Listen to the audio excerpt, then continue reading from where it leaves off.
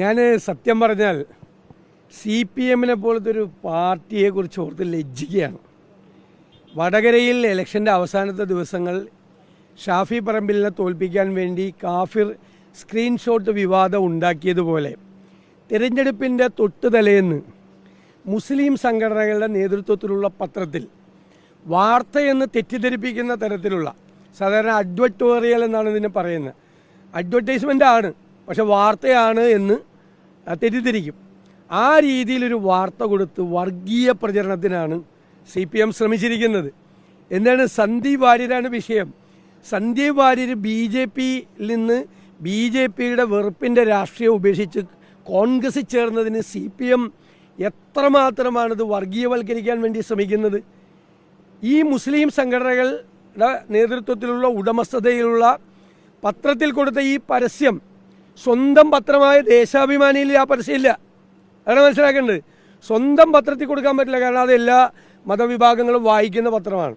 അപ്പം മുസ്ലിം സംഘടനകളുടെ നേതൃത്വത്തിലുള്ള പത്രത്തിൽ കൊടുത്ത് മുസ്ലിം സംഘടനകൾക്ക് വേണ്ടി മാത്രം ഒരു പരസ്യം ഉണ്ടാക്കിയിരിക്കുക. ഈ കഴിഞ്ഞ പാർലമെൻറ്റ് ഇലക്ഷനിൽ ദീപിക പത്രത്തിൽ ക്രിസ്ത്യാനികളെ സന്തോഷിപ്പിക്കുന്ന രീതിയിലൊരു പരസ്യം കൊടുത്തു. ഈ മുസ്ലിം സംഘടനകളുടെ പത്രത്തിൽ വേറൊരു കൊടുത്തു. അന്നും നമുക്ക് മനസ്സിലാക്കാം. പക്ഷേ ഇത് അതിനേക്കാൾ വലിയതായ, ഞാൻ കഴിഞ്ഞ ദിവസം പറഞ്ഞതുപോലെ വെള്ളത്തിന് തീപിടിപ്പിക്കുന്നത് പോലുള്ള ഒരു വർഗീയ പ്രചരണമാണ്. സംഘപരിവാർ തോറ്റ് നാണം കെട്ട് തലകുനിച്ചിരിക്കും ഇവരുടെ മുമ്പിൽ. അതുപോലത്തെ ഒരു പ്രചരണമാണ് ഇവർ നടത്തിയിരിക്കുന്നത്. നിങ്ങൾ മനസ്സിലാക്കേണ്ട ഏറ്റവും പ്രധാന കാര്യം, പാലക്കാട്ട് 3-ാം സ്ഥാനത്ത് CPM പോകുമെന്ന് ഉറപ്പിച്ചിട്ടും അവർ ഈ ചെയ്യുന്നത് ന്യൂനപക്ഷ വോട്ടുകൾ സ്പ്ലിറ്റ് ചെയ്ത് വിഭജിച്ച് BJP-യെ ജയിപ്പിക്കാൻ വേണ്ടിയിട്ടാണ് ഇപ്പോൾ ശ്രമിച്ചുകൊണ്ടിരിക്കുന്നത്. അവസാന റൗണ്ട് എന്തു വന്നാലും UDF നോക്കണം എന്നുള്ള വാശിയോടുകൂടി UDF-നെ പരാജയപ്പെടുത്താൻ, UDF-ന് കിട്ടാൻ സാധ്യതയുള്ള ന്യൂനപക്ഷ വോട്ടുകൾ അത് വിഭജിച്ച് BJP-യെ ജയിപ്പിക്കാൻ വേണ്ടിയിട്ടുള്ള ഏറ്റവും ഹീനമായ തന്ത്രമാണ് ഇപ്പോൾ നടപ്പാക്കിക്കൊണ്ടിരിക്കുന്നത്.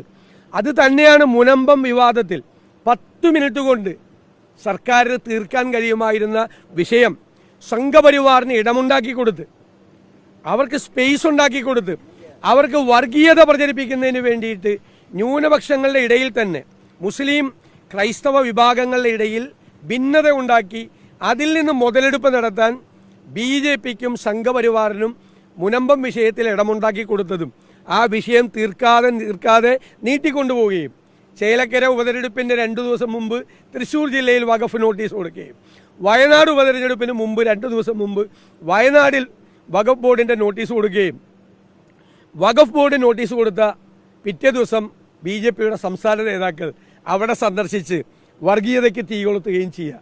ഈ BJP CPM ഈ ബാന്ധവമാണ് ഈ അവസാനത്തെ ദിവസത്തെ ഈ ഹീനമായ വർഗീയ പ്രചരണത്തിലൂടെ പുറത്തു കൊണ്ടുവന്നിരിക്കുന്നത്. ഒരാൾ BJP-യുടെ രാഷ്ട്രീയം വിട്ട് കോൺഗ്രസിൽ ചേർന്നാൽ എന്താണ് പിണറായി വിജയന് കുഴപ്പം?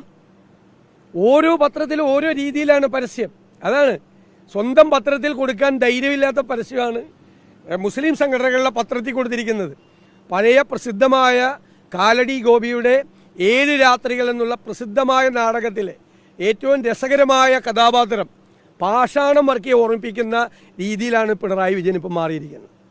കാരണം ഹിന്ദുവിൻ്റെ വീട്ടിൽ പോകുമ്പോൾ കൃഷ്ണൻ്റെ പടം വയ്ക്കും പാഷാണം വർക്കി, അവിടെ മാറ്റി ക്രിസ്ത്യാനിയുടെ വീട്ടിൽ പോകുമ്പോൾ ക്രിസ്തുവിൻ്റെ പടമാക്കി മാറ്റും, അപ്പുറത്തും ഇപ്പുറത്തും പടം ഒട്ടിച്ചിരിക്കുക.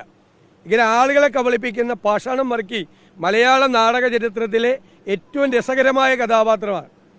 ആ പാഷാണം വർക്കിയുടെ നിലയിലേക്കാണ് കേരളത്തിലെ മുഖ്യമന്ത്രി പിണറായി വിജയൻ തരം താണ് പോയിരിക്കുന്നത്. ഇത്ര ഹീനമായ വർഗീയ, ഇത് എന്തൊരു ഇടതുപക്ഷ പാർട്ടിയാണ്? ഇതാണോ ഇടതുപക്ഷം? ഇതാണോ കമ്മ്യൂണിസ്റ്റ് പാർട്ടി? ഇവരാണോ പുരോഗമന പാർട്ടി? ഇവർ തീവ്ര വലതുപക്ഷ പിന്തിരിപ്പന്മാരാണ് എന്ന് ഉറക്കെയാണ് വിളിച്ചു പറയുന്നത്.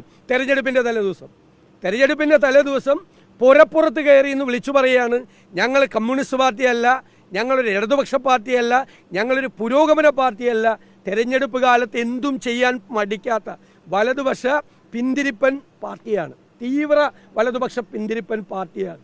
നാണം. സത്യത്തിൽ ഇവരുമായിട്ടാണല്ലോ ഫൈറ്റ് ചെയ്യണമെന്നോർത്ത് ഞങ്ങൾക്ക് ലജ്ജയുണ്ട്. ഉറപ്പായി ഇത് കണ്ടില്ലേ? ഞാൻ പാഷാണം വർഗീയ എന്ന് പറഞ്ഞ വെറുതെ ആണോ? മുസ്ലിം സംഘടനകളിൽ മുസ്ലിം പ്രചരണം, ക്രൈസ്തവർക്ക് സ്വാധീനമുള്ള പത്രത്തിൽ വേറെ പ്രചരണം. ഇത് ഈ പാർട്ടി അല്ലാതെ വേറെ ആരെങ്കിലും ചെയ്യും? ശരിക്കും വർഗീയതയ്ക്ക് തീ കൊടുക്കുകയാണ്. സംഘപരിവാർ നാണം കെട്ടുപോകും ഇവരുടെ മുമ്പിൽ. അതുപോലെയാണ് ഇവർ പ്രചരിപ്പിക്കുന്നത്.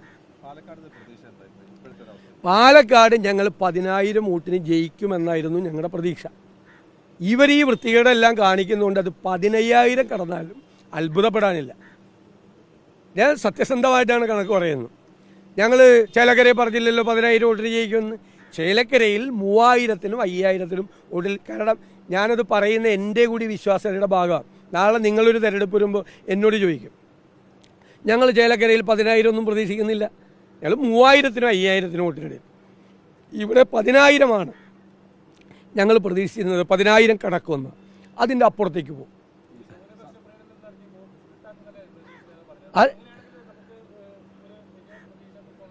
അല്ലല്ല, അതൊന്നും ജനങ്ങൾ വകവയ്ക്കില്ലെന്നേ. കേരളത്തെക്കുറിച്ച് ഇവരെന്താ ചിന്തിച്ചത്? ഇവർ ഈ കാഫിർ സ്ക്രീൻഷോട്ട് വിവാദം ഉണ്ടാക്കി ഇല്ലേ? എന്തിനു വേണ്ടിയിട്ടാണ് ചെയ്തത്?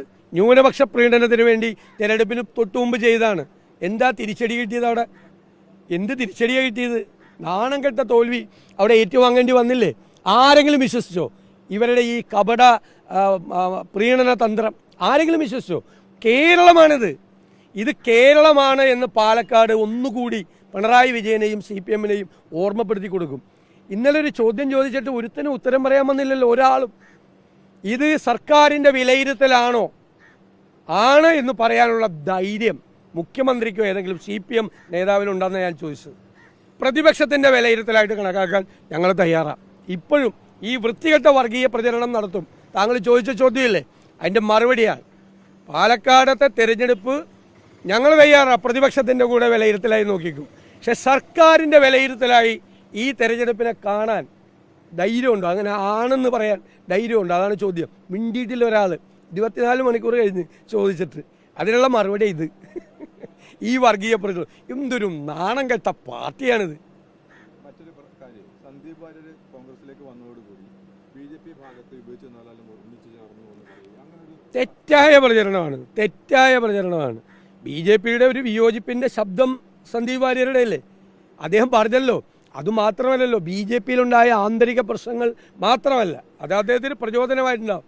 അദ്ദേഹം ആ വെറുപ്പിൻ്റെ രാഷ്ട്രീയം വിടുകയാണ്. ഇനി കോൺഗ്രസിൻ്റെ ഐഡിയോളജിയിൽ ചേർന്ന് പ്രവർത്തിക്കും. അതിനെന്താ ഇത്രയും വലിയ പ്രശ്നം?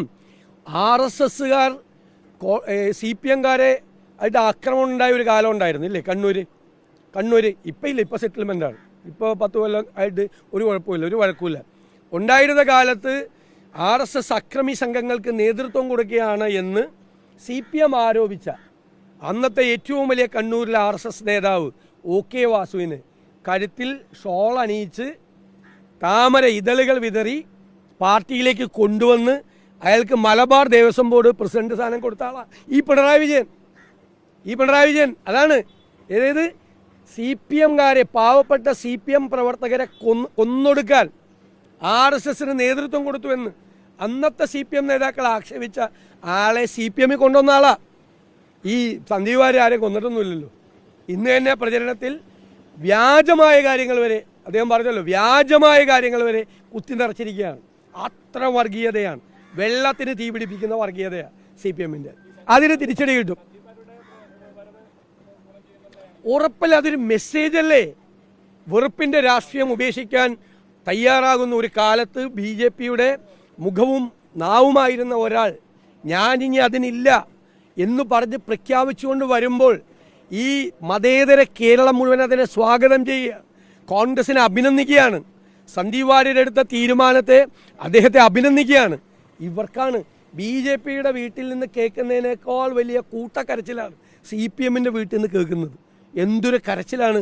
ഈ OK വാസുവിനെ മാലയിട്ട് സ്വീകരിച്ച പിണറായി വരെ കരച്ചിലല്ലേ? സന്ദീപ് വാര്യർ വന്നു. മനസ്സിലായില്ലേ? ഇനി വരാനിരിക്കുന്നേ ഉള്ളൂ പലരും.